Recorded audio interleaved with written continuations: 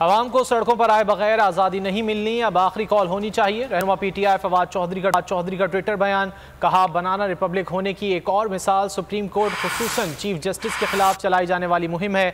जिस तरह supreme court को दबाव में लाने की कोशिश की गई, उससे अंदाजा लगा लें पाकिस्तान कितने बड़े माफियाज में घिरा हुआ है। हवाए नफ्स की है हुक्मरानी, लुटेरा कर रहा है पासबानी।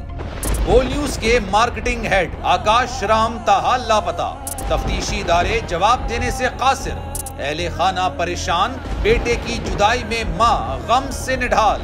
जो बच्चो हिंदू हुआ पर आए थे जो को पाकिस्तानी, मुझे मेहरबानी करे पंहिंजो आकाश वापस कयो।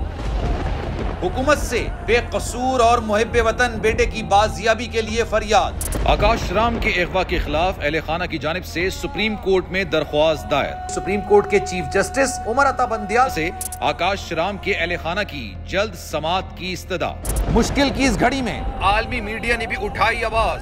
CNN, आज तक, इंडिया टुडे, टाइम्स नाउ समेत आलमी मीडिया ने आकाश राम के अगवा के खिलाफ दिया बोल का साथ। उफ क्या जुल्म है, बोल इंसाफ का मुंतजिर। सब्सक्राइब करें और बेल दबाएं ताकि कोई खबर रह न जाए।